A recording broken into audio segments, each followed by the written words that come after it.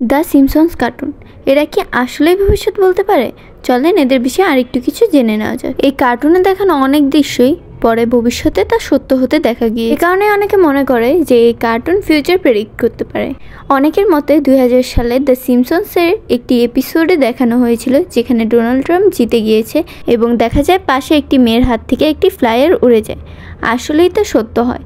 2015 সালে যখন Donald Trump জিতেন তখন এই সেম ঘটনাটি ঘটতে দেখা গিয়েছিল এবং জিনিসটা খুবই নিখুঁত ছিল। এখন জানা যাক ঘটনার পিছিয়ে আসল ঘটনা। অনেক ইউটিউবাররা দাবি করে এটি 2000 সালের একটি এপিসোড, কিন্তু তা ভুল। 2015 সালে ডোনাল্ড ট্রাম্প যখন নমিনেশন পেয়েছিল তখন ট্রাম্পস্টিক ভয়েগে নামে একটি শর্ট ফানি ক্লিপ বের হয়েছিল, আর সিম্পসনের ক্রিয়েটররাই তৈরি করেছিল ট্রাম্পের মজা উড়িয়ে। এরপরের ঘটনাটি হচ্ছে কুইন এলিজাবেথের। এখানে একটি ছবিতে দেখা যায় যে তারা কুইনের মৃত্যুর ডেট আগে থেকেই প্রেডিক্ট করে ফেলেছিল। এই ছবিটি কুইনের মৃত্যুর পর টিকটকে ভাইরাল হয় এবং সিম্পসনের কোনো এপিসোডেই কুইনের মৃত্যু নিয়ে কোনো এপিসোড তৈরি করা হয়নি। সবই না হয় বুঝলাম, কিন্তু করোনার কথা তো তারা আগে থেকেই প্রেডিক্ট করেছিল।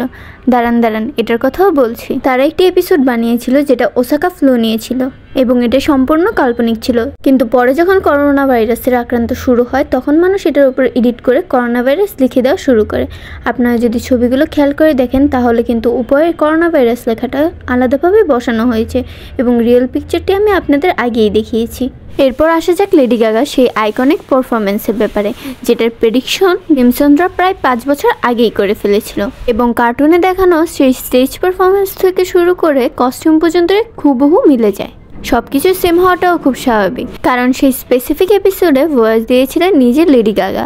এছাড়াও তার স্টেজে কস্টিউম কীরকম হবে বা কী সেই কার্টুনের জন্য তিনি নিজেই নির্দেশনা দিয়েছিলেন এবং 5 বছর পরে নিজের একটি কনসার্টে রিক্রিয়েট করেন নিজের কার্টুনিশ লুকটি।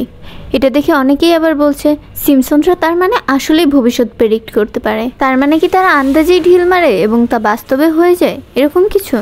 না, এরকম কিছু না। এই কার্টুনটি শুরু হয়েছিল 1989 সালে। এত বছর একটি কার্টুন চালিয়ে যাওয়ার জন্য যখন তারা বিষয়ের অভাবে পড়তেন তখন তারা সমসাময়িক বিষয়ের উপর কার্টুনের এপিসোডগুলো তৈরি করতেন। যখন যা নিয়ে পেপারে লেখালেখি করা হতো তখন তারা তা নিয়ে এপিসোড বানানোর চেষ্টা করতেন এবং কিছুদিন পরে সেই ঘটনাগুলো বাস্তব হতো। কিছু বাস্তব হতো, কিছু হতো না। যেগুলো বাস্তব হতো মানুষ মনে করতো যে সিম্পসনস তা আগে থেকেই প্রেডিক্ট করে নিয়েছিল। এছাড়া এই কার্টুনটি লেখার জন্য 154 জন রাইটারের একটি টিম রয়েছে। যখন তারা নিজেরাও বুঝতে পারেন যে তাদের এপিসোডগুলো প্রেডিকশনের জন্য ফেমাস হচ্ছে তখন তারা সমসাময়িক বিষয়ের উপর ভিডিও বানানো আরও বেশি শুরু করে দেন। So that's it for today. Bye bye. Video ভালো লেগে থাকলে লাইক, শেয়ার এবং কমেন্ট করে পাশে থাকবেন। টাটা।